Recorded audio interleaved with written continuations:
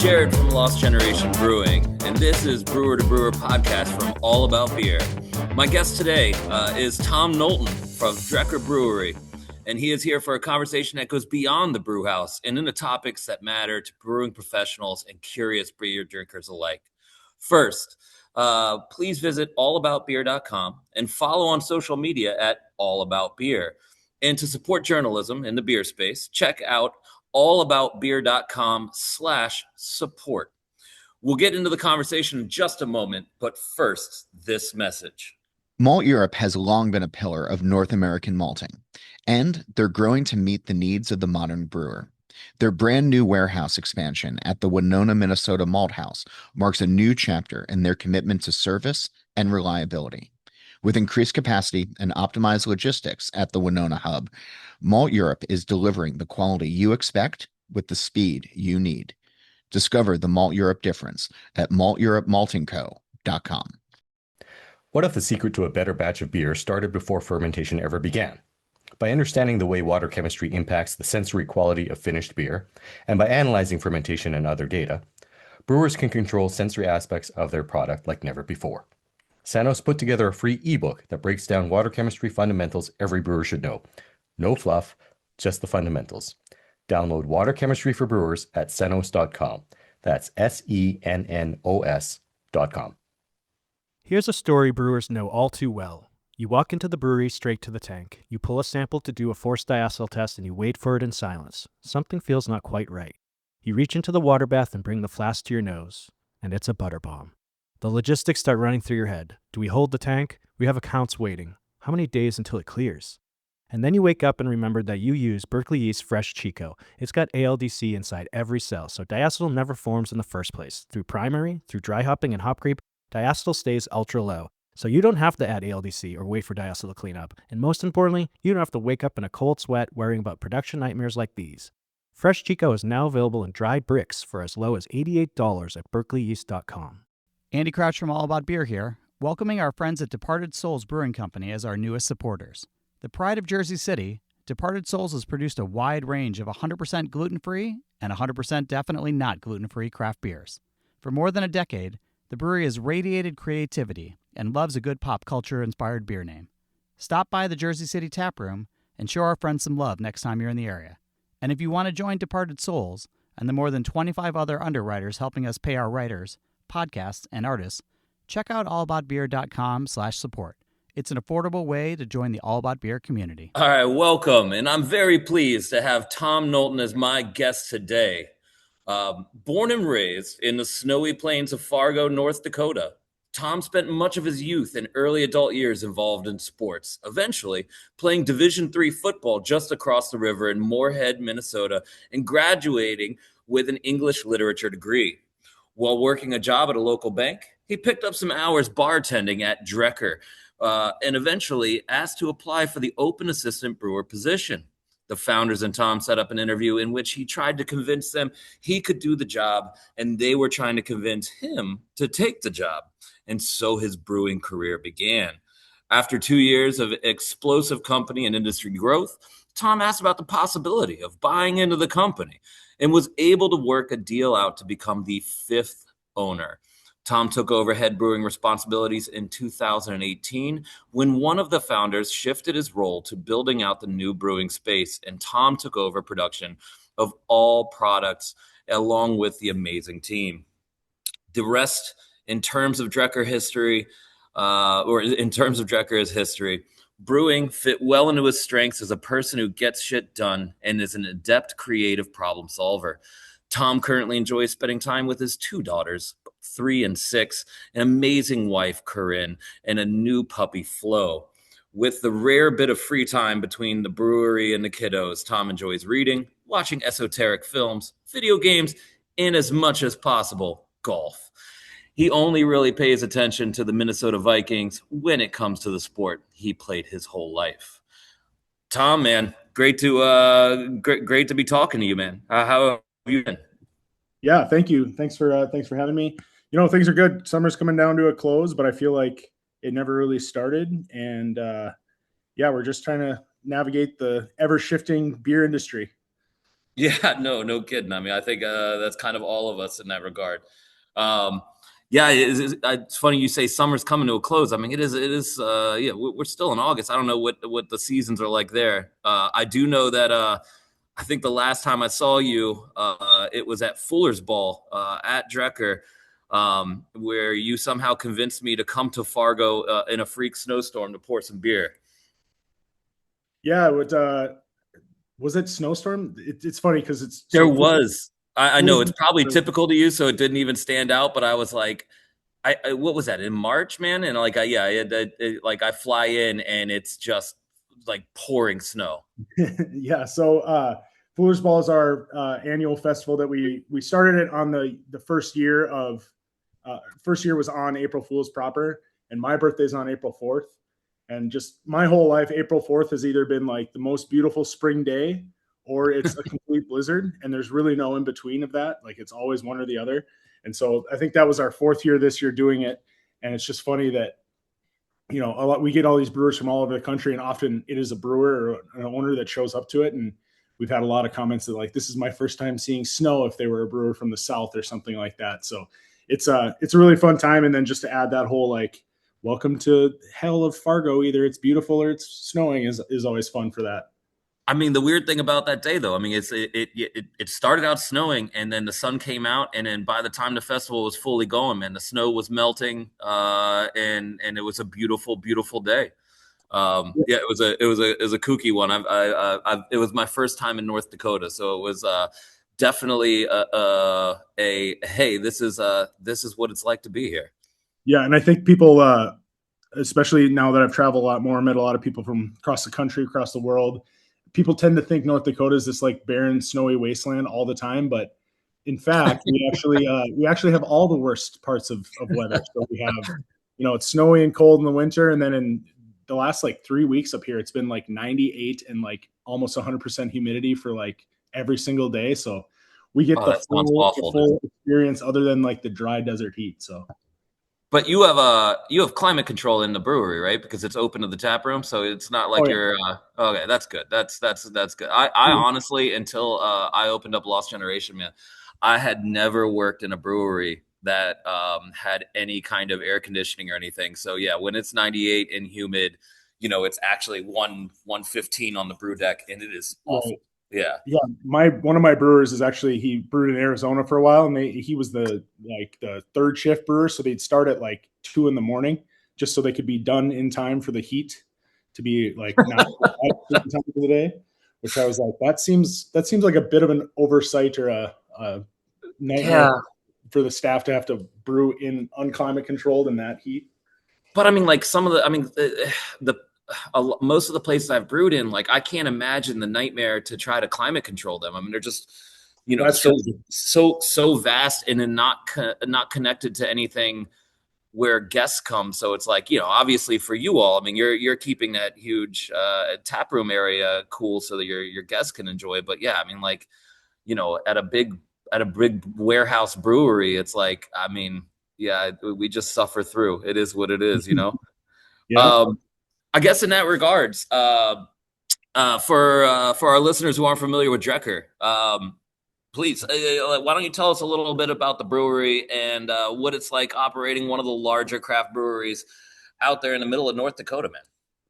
Yeah, so we're coming up on September 12th. It'll be our 12th anniversary party where we bring in a band, pay for a bunch of blow-up games. There's food trucks. It's a big party that we try, just basically to break even on or make a little bit of money just to kind of celebrate our fans and things like that.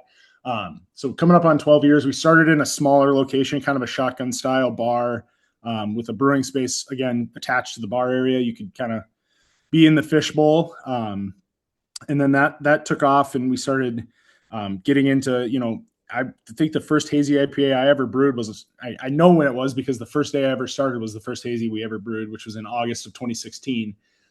So been doing that for 10 years. And then we kind of started playing with those fruited sours that became big.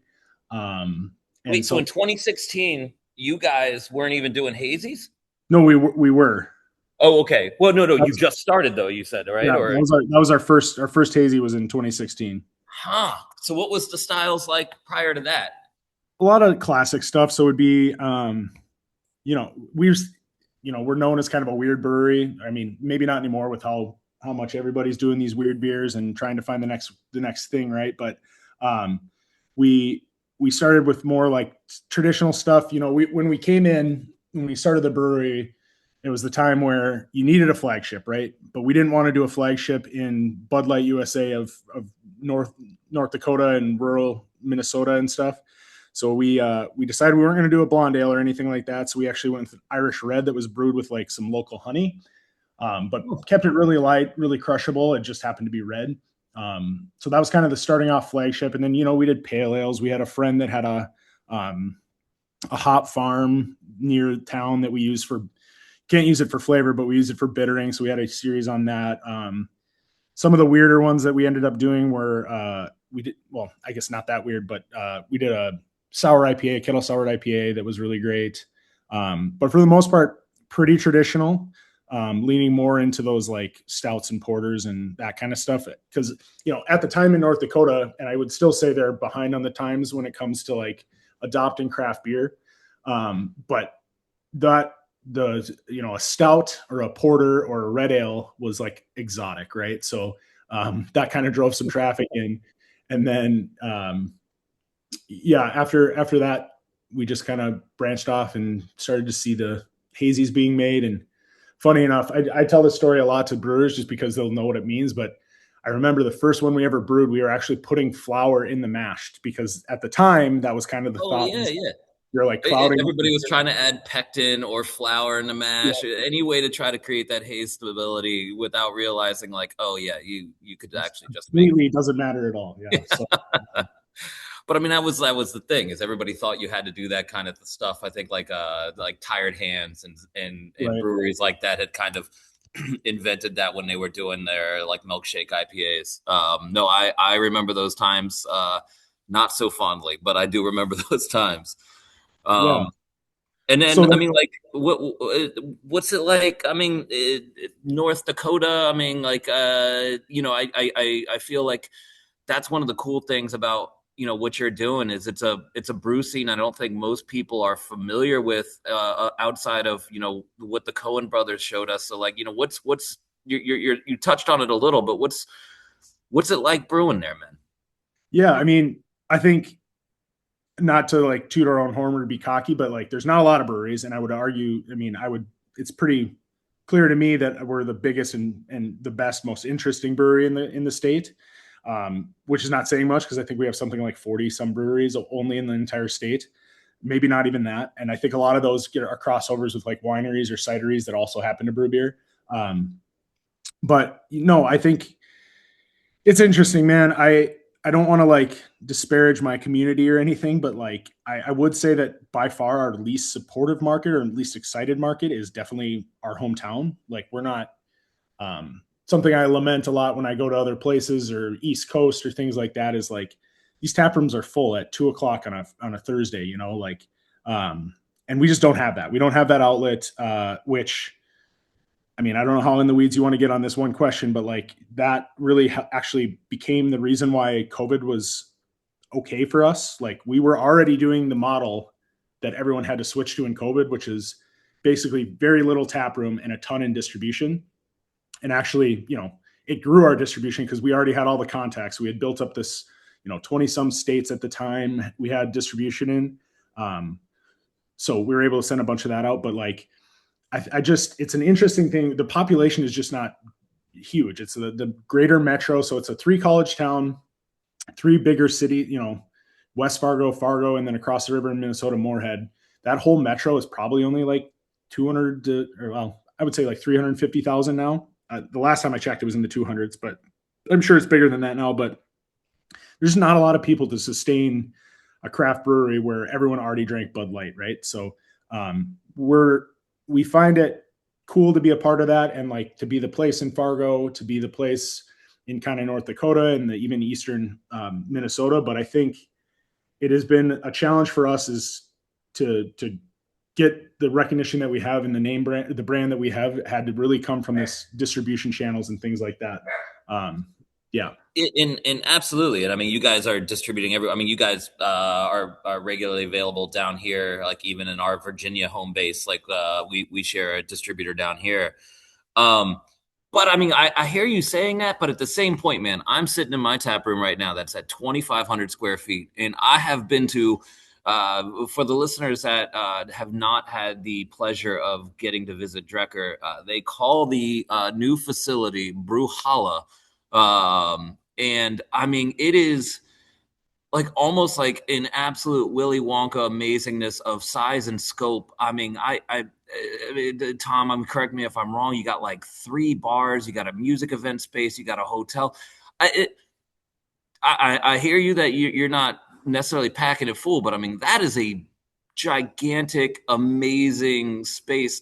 Tell us about like what it was like going from, I mean, you said a smaller space to that. I mean, it's incredible. I was floored. I mean, I still don't have words for it. Even when I was thinking about asking you about this, it was just like, I was just like, are you kidding me? This place is ridiculous. Well, thank you, first of all, because, there's another thing I experience a lot when I tour people around there. That's new. That's just over 3.5 years old now. Prior to that, it was just a field basically. And then there was a big brick old locomotive repair facility. And that's where the brewery is that. So we acquired that around 2018 and built it out and things like that. And that became the new brewery, bigger capacity, bigger tap room, things like that. And then in 2023 is when we started Brewhalle, which is a fresh build, 100,000 some square feet, 2 event centers that are stacked with bars. That kind of the bar can feed either the customers or the event space. Like you said, hotel, we have like 10 vendors in there, food and shopping and things like that. It's just kind of like a big food market with a hotel on top. I think there are a lot of food market tap room or brewery kind of vibes around, but ours happens to have a hotel on it. But yeah, so with that whole the buildup of that, like it started as a field, and I've seen it. It was a pit then for a while. Then it was foundation. So the ramp up for me was very slow. But one of the things I appreciate about people coming to Fuller's Ball or me showing around a brewer who's coming in for a collab or just a person that in my family that's never been there, like it's good for me to get that kind of reaction of like, wow, this is amazing, because I kind of saw the slow ramp up of this build, whereas they, are coming into this thing for the first time, and it's pretty amazing. And I mean, yeah, it's great. And I think that kind of became the focus of us. Instead of like, we're going to make beer the big thing here, we're now shifting our company focus to like, we're an experience company. Like you come in, you're expecting a high level of service and hospitality and this crazy experience that you might not otherwise find. So yeah. But that's what I'm saying. Like, it's so impressive. Like, when I saw what you all have there, I mean, I hear you that like, distro is big and all that. I mean, you're also doing 15,000 barrels, which is a remarkable number, man. And like, I thought, man, if you were to pick this up and drop it in the middle of Washington, D.C., I mean, not that we're like the largest city in the country or anything, but we're not small. You'd never be able to fill that thing up. And I watched you guys fill that place up, and I was like, how is this possible? It is impressive to me. Again, it was one of those things. It's like, is Fargo that big? Like, it doesn't seem like it's big when I'm driving around a town, but like you guys have done a great job doing that. And I have no idea how you do it. I want your secrets. I think everybody wants your secrets, because yeah, you've got a fraction of our populations, and yet you have 3 bars that seem to have a lot of guests at it. Maybe not 15,000 barrels worth of guests, but like I'm saying, like more than what I'm packing in my brewery here And in the middle of a major city. maybe that's a good part about these conversations and why they need to happen between, talking shop between brewers, is because that's good perspective for me, because sometimes I get wrapped up in the fact that, we're not selling as much here, we're not selling as much there, but, or like the tap room doesn't seem busy, but like at the same time, we've built something magical that people are super excited about. And like, that's just, we got the hard part figured out, right? Like people care about it and they want to be there, and maybe it's not the most amount of people, but like that's good perspective to have. Yeah, I mean, again, I mean, like, I think a lot of us are lucky if we're selling a couple hundred barrels out of the tap room, and I would envision you're selling a lot more than that out of your tap room, and in a market that you even said is like 200,000 people. So even beyond Brewhala and all of its wonder, I mean, I gotta ask, dude. So you go from being an English lit major to a banker to a brewer. I mean, especially as a banker, dollar and cents wise, dude. We're not exactly the most paid profession out there. How does that transition go, and why does that transition go? Like, tell us all about that. Yeah. So, I guess to be candid about it, the reason I'm an English literature major is one, I do like English literature and reading and criticism and all that stuff. But I was a physics and math major who stopped going to class and failed 2 classes. So that became the only way that I could graduate and still in 4 years and then fulfill my school requirements so I could play football. So that just kind of worked out well, and whatever. And then getting out of college, I just needed a good job. And there's a local bank here, and actually, funny enough, now is a brewery. We're super well tied in with them. They're super great. Like, wait, the bank turned into a brewery? No. We're like super tied in with them as like, okay. Banker. One of our partners, his wife works there. They're just super great to us. They come and brew a beer. They like for their charity every year. And like we work very closely with that bank now. And, so I got a job there because I knew it was a good job. I knew it was a good place to work, all that. Like, it was just essentially I was doing like debit card fraud analysis and like in the back end answering phones and doing that kind of thing. And really when it came down to it, I started bartending for an extra cash, and I really got along with all the owners because at the time those 4 founders were also bartending as you do when you start a brewery. Got along really well with them. I could be myself there. And then my girlfriend at the time, this position came up and I was like, that'd be kind of cool. Right. I mean, I think that's what draws most people to it. If they're not like home brewing first or passionate about craft beer first, is like, it's but you first became a bartender. Right. But like yeah. Hearing about this brewing job, like, I think that's what it draws people to the brewing space, is like, it's really cool to think about, like, you brew beer and then you get into it and you're like, oh, you're just a glorified janitor, really. But you also get to brew beer and drink beer and whatever. But you wear steel toe boots. Janitors don't usually get to wear those. So, I mean, we got that going for us. But so then, yeah, bartended, kind of convinced them to take the job. They told me not to, funny enough. Like you mentioned the banking thing. They were like, you have a really good job. Like, are you sure you want to do this, basically? And when you took the assistant brewer position, you were going to be giving up the bank job. It wasn't that you were just doing like an additional like part-time job. Nope. I gave it up. I actually. And what, you cut your income in like half doing so? I don't know if it was quite that bad. I honestly, at the time, like, I was pretty young. I think I was 25 or 26 at the time. Like, oh, okay. I think like I was searching that point in my life. I think I was searching for something that I cared about again after, coming from sports and stuff like that. And I'm not like a big beat the drum sports are the best thing, but like, you're part of a team. You got the camaraderie of a team and stuff. And I just didn't feel that at this corporate job or whatever. And like, kind of started to feel that at the brewing job. And I think really when it came down to it, like, I wasn't looking at the money at all. It was more like a happiness thing. And so getting that job, being able to be like 100% my authentic self, I can curse and swear all day, every day. Like, not that that's who I am, but like, I can be myself. I'm weird. I'm goofy. I'm hanging out with basically like the guys or whatever. And then, it just became a place that really fit. And like, I really appreciate, and I'm really good at creative problem solving. And like that's fulfilling to me. And you're just not doing that at a job where you're punching keys on a keyboard, like, yeah, the worst part of the job sometimes, but it's also the most rewarding and fulfilling when you can figure out a problem or, that kind of stuff. Like, that really got it to me. And then just every day when something goes wrong or there's something that's just not normal and we have to solve through it. Yeah. Yeah. I mean, I really appreciate it. sucks a lot of time, but like afterwards you're like, yeah, I did that, like I figured out a way to put that beer through 3 tanks so that we could do, whatever it is. Yeah, yeah. But yeah, I just think that lends itself really well to who I am as a person. And like the money thing was not super concerning at the time. I mean, granted, now the way things are going, I'm You got 2 kids. Yeah.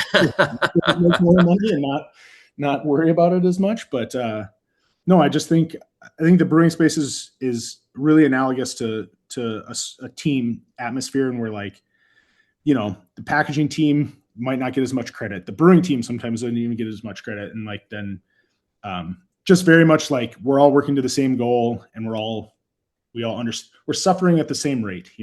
Yeah, you brought it up. I always find it so interesting, man. At the bigger places I've worked at, like everyone wants to work hot side, no one wants to work cold side.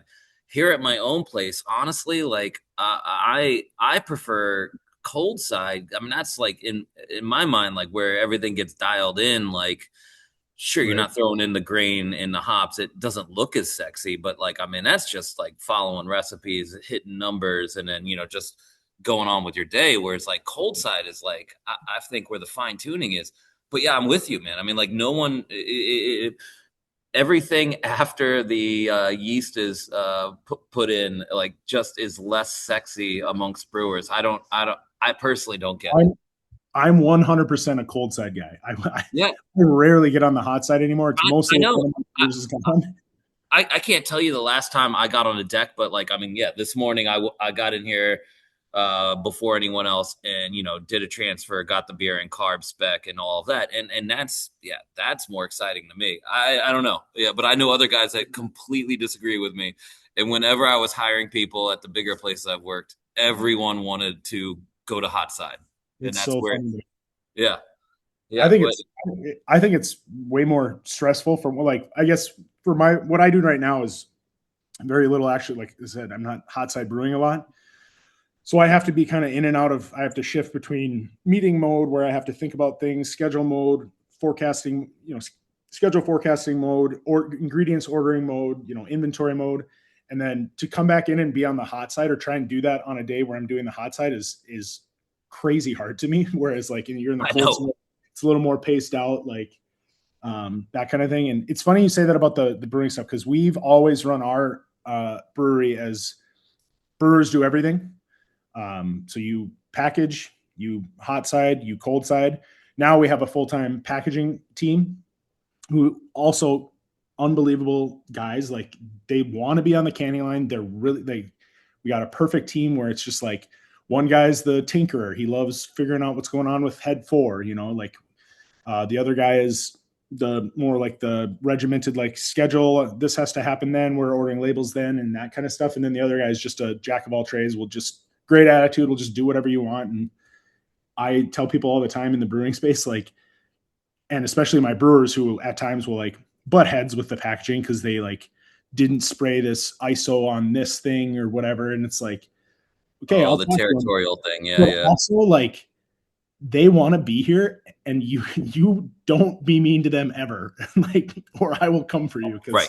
the fact that And we've had anyone who's willing to pack out, like you cherish that person and you say thank you so much for packing out today. That is amazing.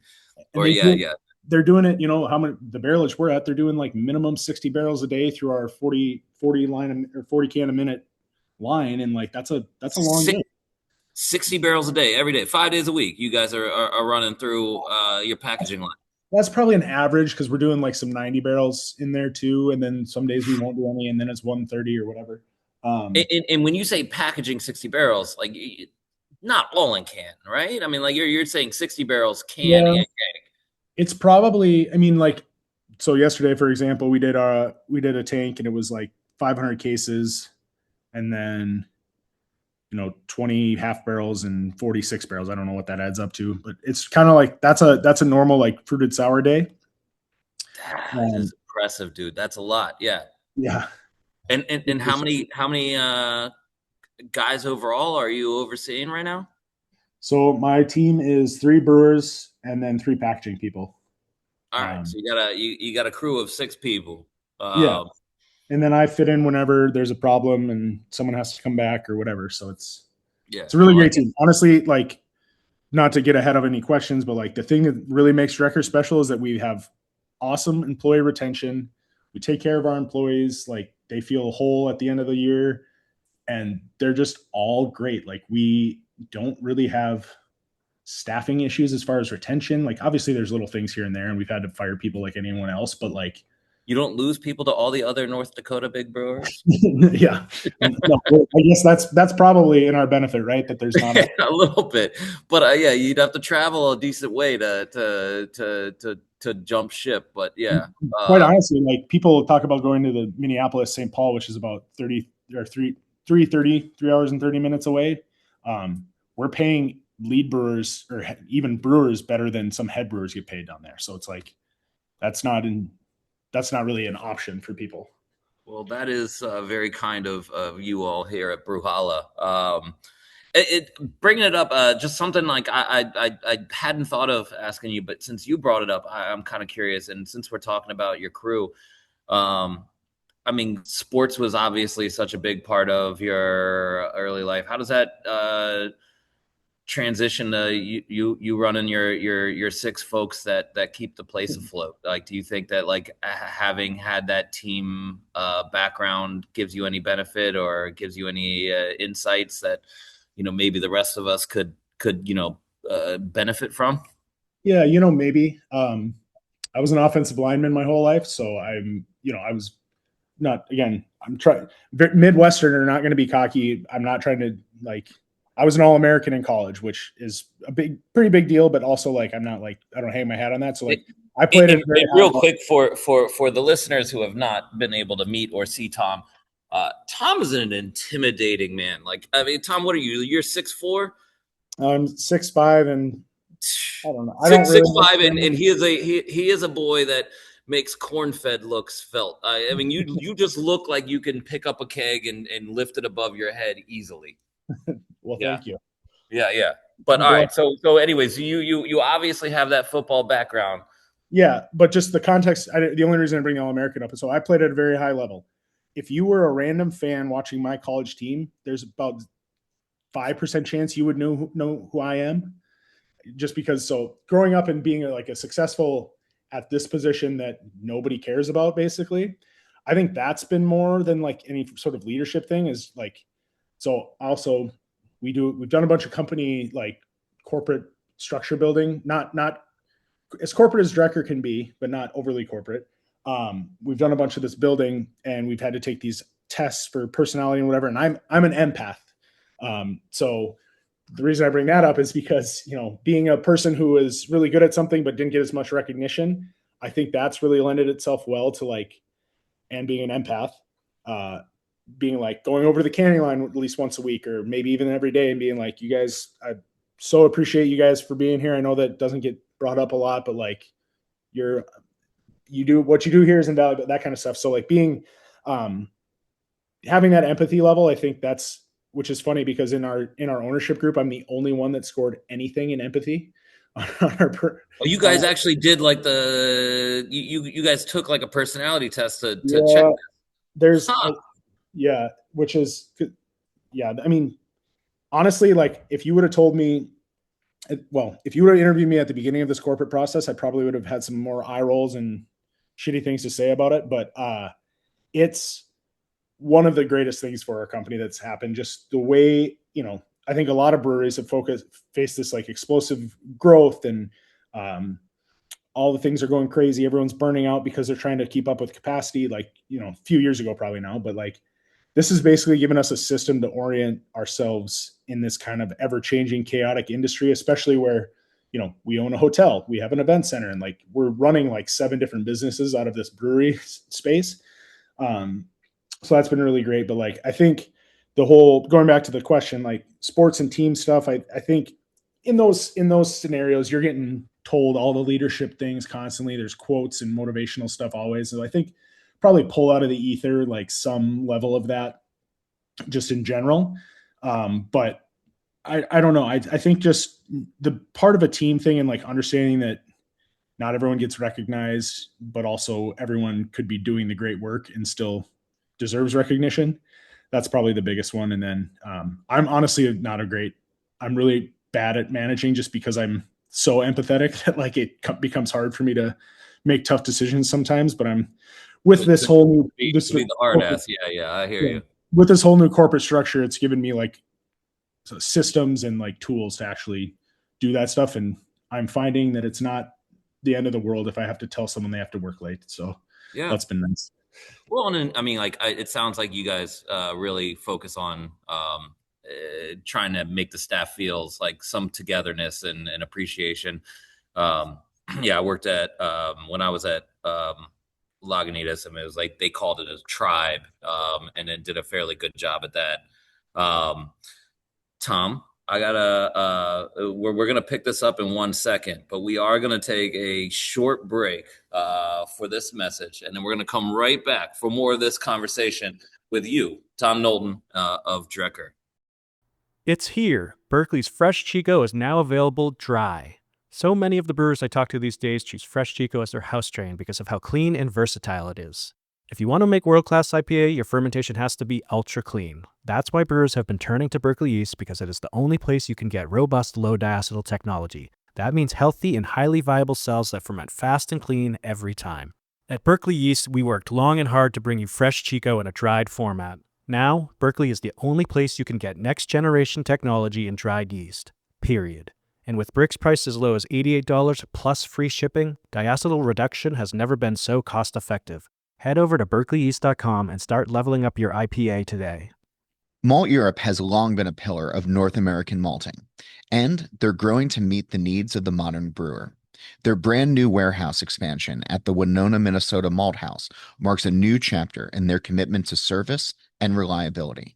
With increased capacity and optimized logistics at the Winona hub, Malteurop is delivering the quality you expect with the speed you need. Discover the Malteurop difference at malteuropmaltingco.com.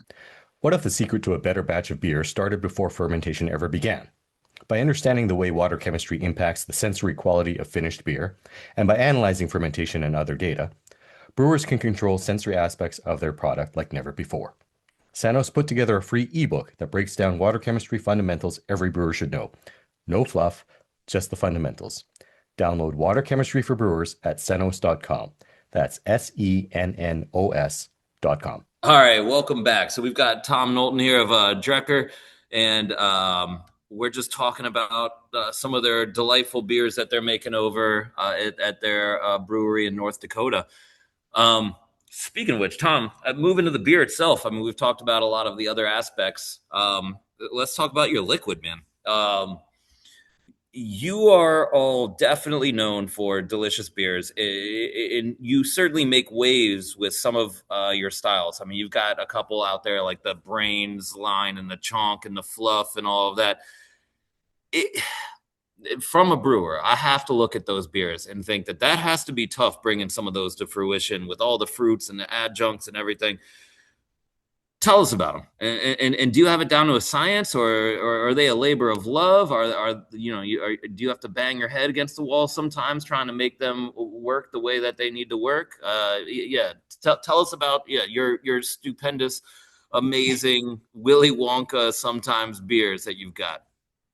Sure. So, we've been doing those for, again, probably coming up on 10 years now, in different amounts and things like that. At the point we're at now, I've done so many things, so many processes, used so many different fruits, recipes. Like, I mean, we're releasing we're releasing like 3 to 4 of those fruited sours every 2 weeks.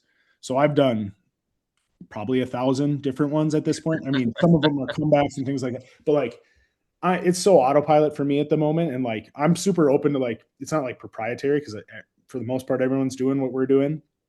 But each of the styles kind of has their own shtick. So it's like one's all fruit, Brains is all fruit and sea salt and vanilla. Chonk is more like Sunday. So there's always like usually an ice cream or something like that in there with fruit. We have Swirly, which is 100% just ice cream and fruit. No other changes in there. The Pert is just like a weird, we can do like gummy candy and all this stuff. So there's all these different like categories that we've split it off by brand. So within those, I've kind of gotten a process down to this point where like basically know a foolproof way. So there's not a lot of tinkering anymore.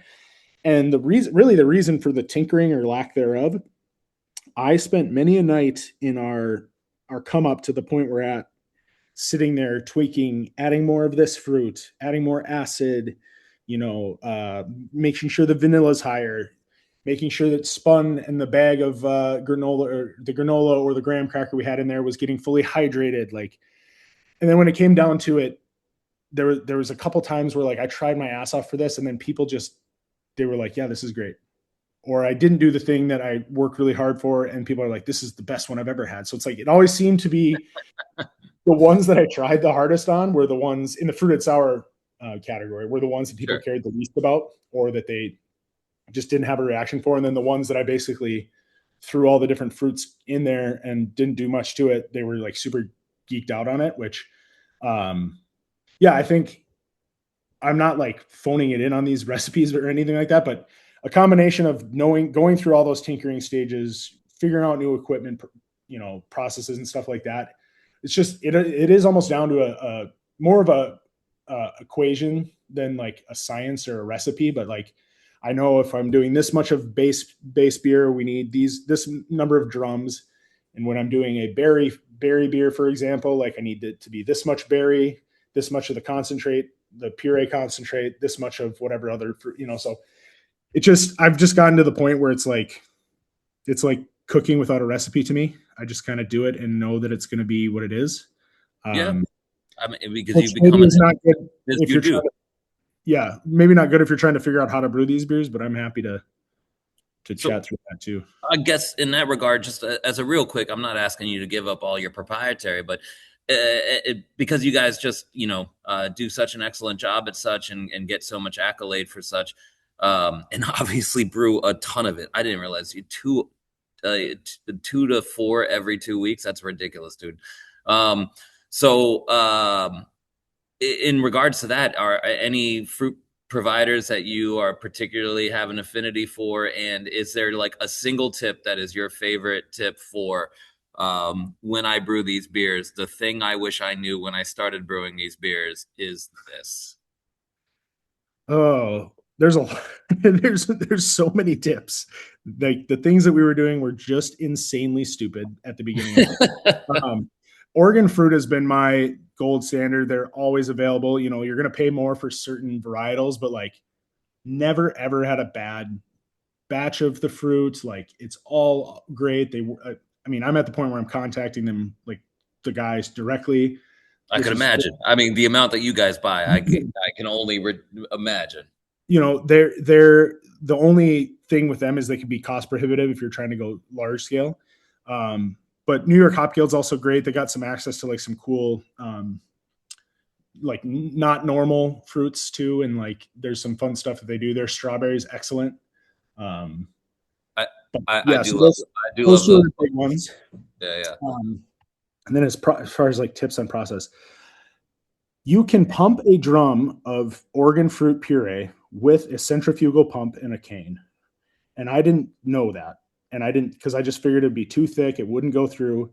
You can 100% do it. And the reason I say that with such anger, sadness is. Well, how else would you have done it? Oh, you using a diaphragm or something? I mean, what else was your goal? Boxes at the top of a tank. Oh my gosh, at the size that you guys are doing. Oh, wow. Not quite that size at the time, but, like we'd be purging a brink through it. Crazy tea setup going into a brink, pouring fruit into the brink while it was kind of pseudo recirculating through into another tank. And then we pump that tank back into the big tank and recirculate. So, I mean, just like name it. I think you just get yourself a little bulldog, like you're pulling from a barrel, and throw that thing right in that organ drum and you're good to go. Yeah. It's, I don't know why we never tried it. It was just like one of those things that like you do the same thing for so long. I mean, because the ramp up was, we used to start in a 10 barrel fermenter with 6 boxes of fruit. Okay. Go up to the top, pour 10 or 6 boxes in. That's not a big deal.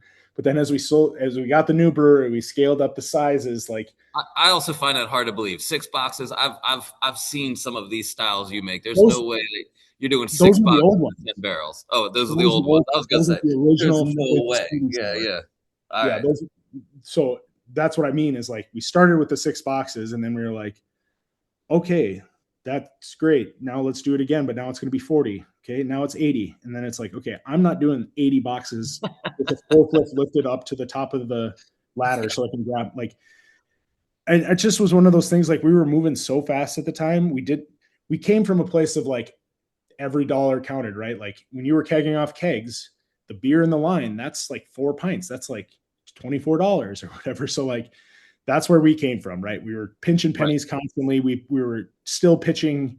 We were, still propping yeast. We'd buy like a homebrew pitch, prop it the night before we were going to use it just to save a little bit. Yeah, I mean, you could save a couple $100 that way. I mean, it's not nothing for a small business. Yeah.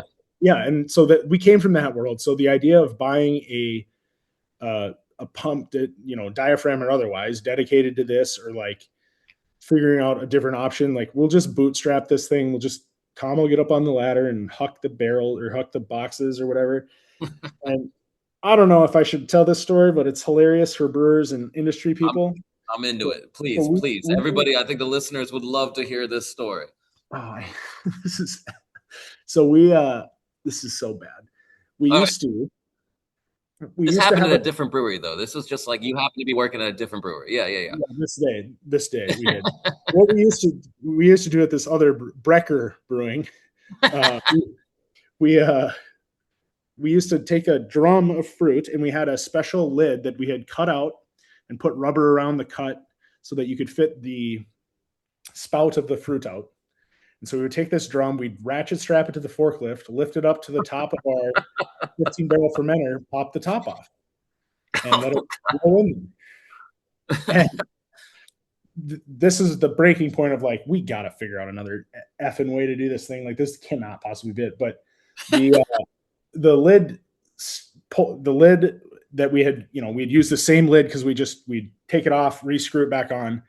The lid had gotten to a failure point. And so an entire 425-pound thing of pineapple fell out of the thing, hit the floor. It just pours all over your tank, all over your floors, probably all over you. The bag came out, like the entire Mylar bag out of the drum. So honestly, it's like a PTSD. I blacked out the most thing. And I used to have a reputation of getting really crabby and pissed off and yelling and swearing and stuff. Everyone like stopped what they were doing. Fell out and like exploded on you or whatever. Yeah. And then everyone stopped and looked at me like I was going to lose it. And I was like, well, okay. And then that was kind of my breaking point of like, why would I get angry anymore? Like, so, but the funny part that happened, that was at our new brewery. We had slope floors and trench drains at our current brewery. Our old brewery did not have slope floors or trench drains. So I think that was my saving grace, was like, well, this will be easy to clean up. You just spray it down to the drain. So yeah, that was my whole thing. All right. So, and then with the tip, like diaphragm pump, 100%, you got to get one. Yeah. In that regards, man, I like kind of, one more beer question in regards to these crazy styles while we're on the subject. When I was at Fuller's Ball, and from my understanding, you guys do this every year, is that there's something that's just almost redonkulous and crazy. This past year, if I recall, and I'm so sorry if I don't remember it fully, but it was like a Bloody Mary style beer that you released. And I had heard that there was even some crazier things of previous years. What's the craziest thing that you ever had to make in the ideas came up in the meeting and you were like, okay, I'm gonna do this, and that is ridiculous. Yeah. Okay, so the origin of this is Fuller's Balls on April Fools. Every brewery posts like a funny, we made taco lager for this April Fools. So our marketing idea was, it's an April Fool's joke, but it's real. Like, it's a real thing that it gets made. It So was real. It was good. The beer was good. I will give you. I mean, if you had told me like I was going to drink this kind of beer, I would be like, get out of here. But it was good. that was a gazpacho inspired one. So we used Yes, gazpacho. That's what it was. I was we thinking used Bloody Mary. Yeah. spontaneous base for the acid instead of vinegar, tomatoes, onions, garlic, all that stuff. Super good. That was the best one by far, tasting wise. The year prior to that was Cool Ranch Dorito lime lager. And that was actually pretty good. But then it starts to fall off a bit. The year before that was a everything bagel inspired. So we used cream cheese powder and everything bagel spice. But again, I want people to know that like we make real beer too. Like we make really tight lagers. We make spontaneous, wild ale stuff that's really great. We just happen to also think it's hilarious to do this stuff. And like at no point would I ever call this beer. I would never try to campaign that these fruited sours are like beer. They're just good and people like to drink them. No, But before the event, man, I mean, like everyone's dressed up in like, costumes and everything. Like it is very fitting. It was very like, there was a vibe for that event. And not every event has a vibe. A lot of events are just like, we have these brewers, they're here, they're pouring. Right. That event was a vibe. And you all achieved that. And I would say that part of just the quirky nature of what you were doing is part of that vibe. Even though, yes, you had plenty of beers that were on tap that were normal beers. We get that reputation a lot. Like, you're a fruited sour brewery. We make a lot of money. Do a lot of good stuff with that. Some of the lagers we got coming out right now are awesome because we actually have time to let them lager and sit. But I didn't answer. The grossest one that ever got made was the original one we ever did was Mac Doggeroni. So I boiled hot dogs and I used that water to boil the macaroni. And then I used that water in conjunction with beer to mix with cheese powder to make Mac Doggeroni. Oh God. Is that the one that actually had the hot dog in it? No, that was the next year's idea was like, we can put a hot dog in this and seam it. I had someone else that was at Fuller's Ball sent me a picture of that one. Yeah. And I was like, oh, get the hell out of here. That had to be a pain in the butt to can't, but it was disgusting. and so we did that. And then Mark, one of my partners' idea was like, people think it's fake. Like we put this on social media. Everyone thinks it's fake. Let's chug one on the camera. And I was like, all right, I'll do it. Like, whatever. I'm the guy. I'll eat the cat shit, so to speak. And so we did the chug video and I chugged my 16-ounce can. And I look over at Mark and he's just got it all over his shirt. And he's like, oh, I just wanted them to be able to see it like on my shirt. So like they knew it was real. Like you just chugged it. And I'm like, what do you mean? Did you drink any? He's like, no, I spit it out. And I was like, what? Chugged 16 ounces of cheese powder? Like, oh man, things we'll do for things that sound like good ideas. Yeah. I can't even imagine how you even source all the stuff for that. But all right, I've made you talk about all the fruited stuff and all of the crazy stuff that you get to release for Fuller's Ball. Let's dial it into the shit that you're actually proud of. Like not that you're not proud of the rest, but like you were saying, like there's some lagers and everything that you're like super stoked about. So you've been head brewer since 2018. What's the beer that you since then have been most proud of as head brewer? And then beyond that, I mean, I would ask like right now, if you were to be at the bar at your own spot, what's the beer you're ordering? All right. Most proud of, I think, I mean, as far as like beer that I'm proud of that I went in trying to make this and it turned out exactly how I wanted, I think would be the original batch of our Dunkel. I did it with like 100% Munich. And then we can't decoct at we can't pull wort, boil it and pump it back in. Like that would be that would kind of get to be, pull mash and boil it. And then put it back in. But what we do is you don't want to bucket by bucket it like Todd does down in Georgia. We have the means for it. So essentially it's like a reverse decoction. So we'll mash in, we'll step mash, which a bunch of different steps. It was really good, tight step mash that we did on this specific beer. Send it over to lauter. And then we left the remaining like 50 gallons in there and boiled that. Okay. And then sent it in on top of the thing. So it's like, it's basically decoction. It's just not, quite the the same process, but turned out amazing.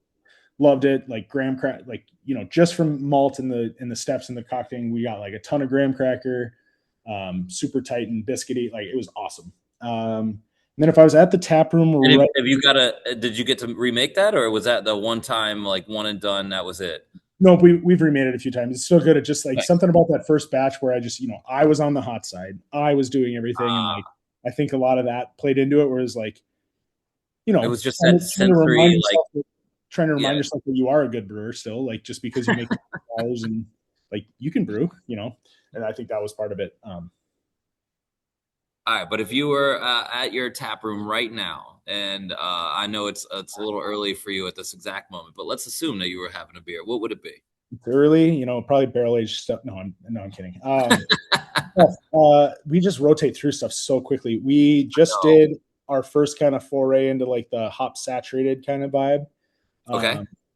It's called Shred Neck. It's a double. Shred Neck. It was super good. Peacherine, Nelson. I want to say there was. Oh yeah, you guys are a brewery that's the size that you can get peacherine, unlike some of us tiny boys. Yeah. Oh, let me know. Hey, maybe I can swing you a box randomly. All right. I will definitely reach out to you after this because I want one. Yes.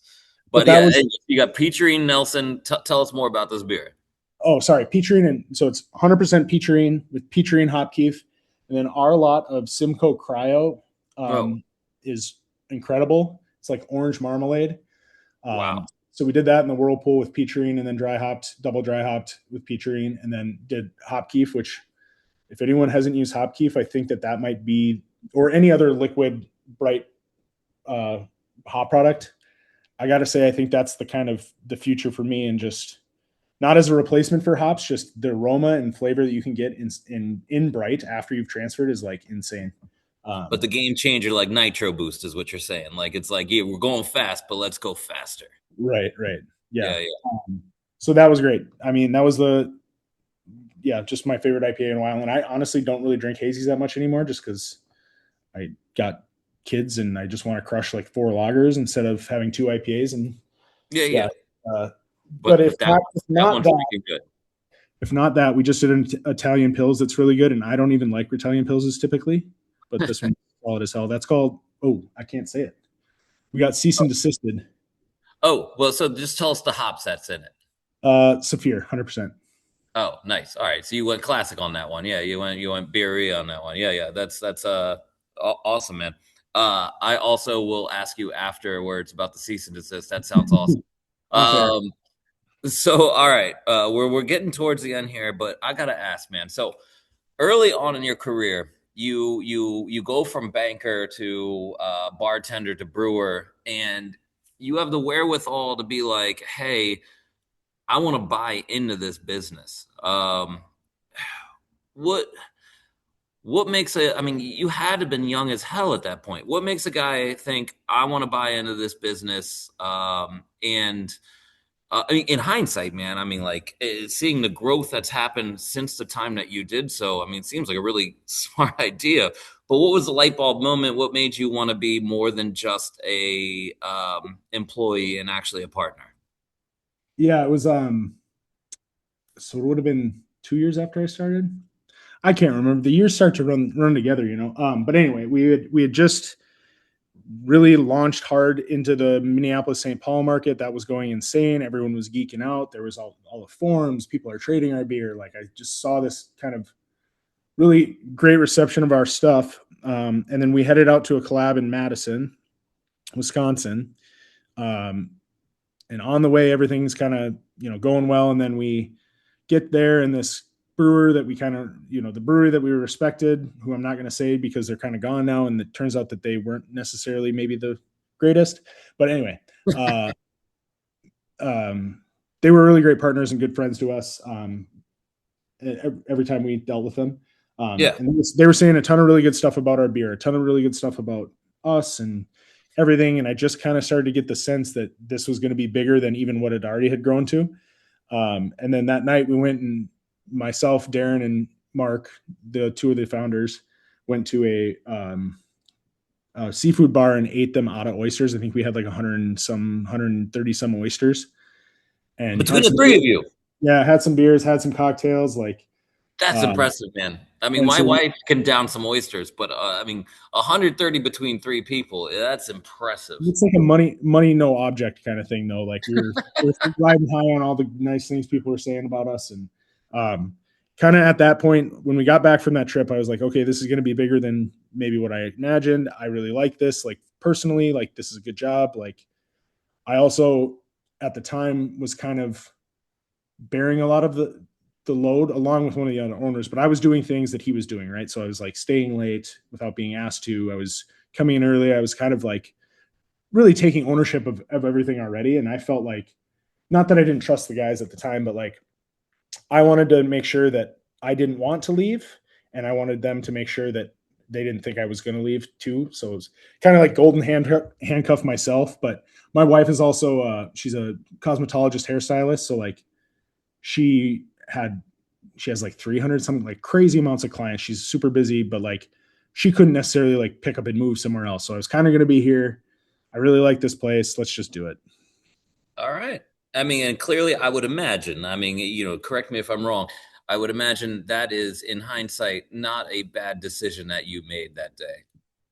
Yeah, I mean, to ask me on a different time, what time of the week or what problems going on, but no, for the most part, something I talk to friends who are struggling with careers or things like that, and I'm just like, really the number one thing for me is I can be 100% my authentic self when I'm working, and I mean Yeah. that right there is enough. And very few people can say that about their jobs. And I believe in what we're doing, building community. We care about our employees, care about our community. We're giving back, that kind of stuff. So I just think it's fulfilling in that way too. All right. We're getting here towards the end. Quick wrap up question. So, um, any future plans for, I mean, obviously, I mean, you guys just 3 years built out that huge thing. So I imagine not, but any future plans for Drecker, or what beer is going to look like in Fargo here in the next couple of years? Or is it just keep nailing what you're doing?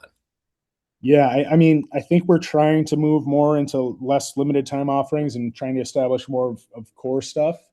I just think we have really strong offerings in that category. That's as far as beer goes. I mean, there's a big project that's going to happen that I can't really talk about. So Understood.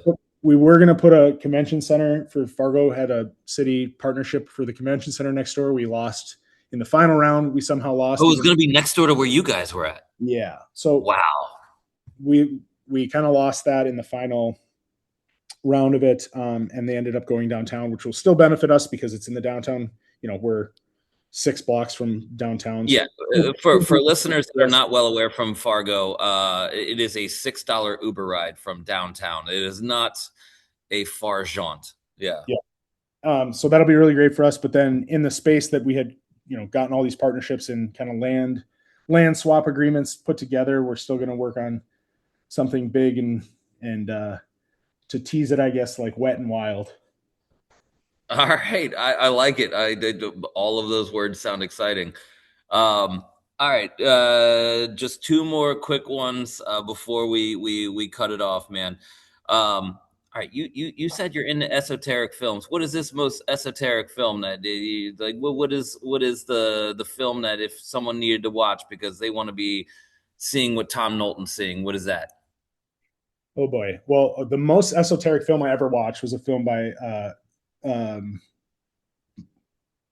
what's his name? I'm completely making. I'm gonna Google it. Oh yeah, Parbella. Oh, I He don't. is a 7.5 hour film called Satan Tango. You watch a 7.5 hour film? You're a crazy person. That was when I was young and had no kids or didn't want to brewery, but that's probably the most esoteric one I've ever seen. Okay. Keep it simple So and like, go ahead. I was gonna say you weren't playing around when you said esoteric. I thought you were just gonna name like Metropolis or something like that. But no, No, no. All right, we're going my, all in. my best friend's a PhD major currently at the University of Toronto. So, and him and I kind of came up in college together, watching this stuff. And so, yeah, that's by far the, like, I mean, longest, and that too. There's some other really super weird stuff within that. But Okay. I would not necessarily recommend that to just like rip off. No kidding. It's 7.5 hours, dude. Yeah, Yeah. but it's incredible. All right. Far as like a super accessible something that you could watch, anything by Andrei Tarkovsky. He's a Russian filmmaker that did a lot of some famous stuff. So like Stalker, um, Solaris. He did the original Solaris, and then Solaris got Okay. redone. All right. Um, Yeah. With George Clooney, it got redid. Yeah. yeah, Yeah. his stuff is super existential and great. All right. And then American wise, just last drop on that would be Tree of Life by Terrence Malick. I have watched that. A little And Brad Pitt action. if you have kids, I haven't watched it since I had kids because I think I'm gonna have a mental breakdown if I do. But And then last one. So the newest addition to your family, which congratulations on all the additions, is Flo. What's this yes, little pup about? she is a corgi. And my daughter, my 6-year-old, read a book about corgis in kindergarten last year and has wanted one ever since. And we're more into like the adoption stuff. And we're like, we're never going to get a corgi. There's never going to be a corgi puppy. So we told the girls that they had to learn how to. One had to learn how to potty train, and the other one had to ride her bike without training wheels and tie her own shoes. But then my wife searched, and there was a corgi up for adoption, corgi puppy nonetheless.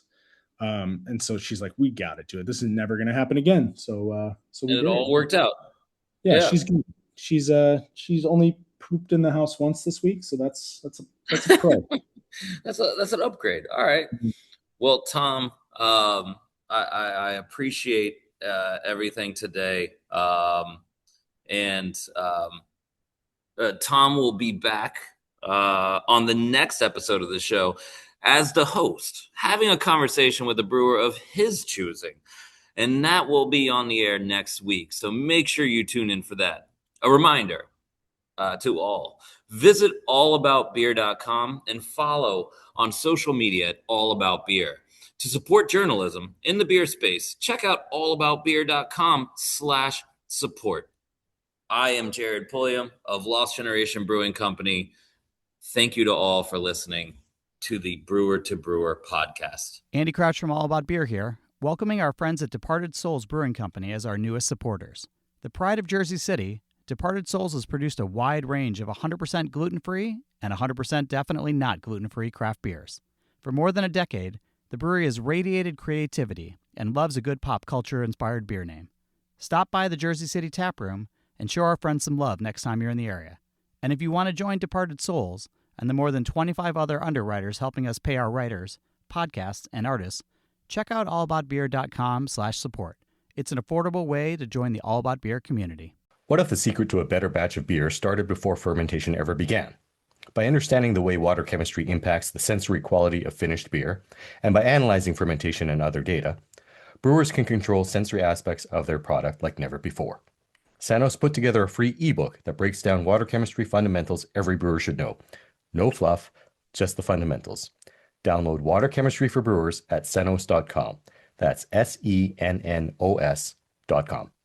Tim Shasha from Berkeley Yeast here. When I was the director of brewing at Cellarmaker, there was a time when I was really wrestling with hop creep and diacetyl. I'd be dumping liters of ALDC into the tank, at knockout, at dry hop, before cooling, just hoping that it would work. Sometimes it did, sometimes it didn't. That's when I reached out to my friends over at Berkeley Yeast. I was like, why don't you just put the ALDC in the yeast? And the next thing I knew, Fresh Chico was born. Just like that, all my hop creep woes were gone, which was really cool. But an even bigger thing I noticed is that when I switched, all my beers were popping more. And that's when I figured out that diacetyl doesn't just mean butter. It was also dulling the brightness and intensity of my hops, masking those flavors even when D was below threshold. For me, Fresh Chico was a life changer. And now that you can get it dry, it's easy to use and competitively priced. It's the full package. Find out more at berkeleyyeast.com. Malteurop has long been a pillar of North American malting, and they're growing to meet the needs of the modern brewer. Their brand new warehouse expansion at the Winona, Minnesota Malt House marks a new chapter in their commitment to service and reliability. With increased capacity and optimized logistics at the Winona hub, Malteurop is delivering the quality you expect with the speed you need. Discover the Malteurop difference at malteuropmaltingco.com.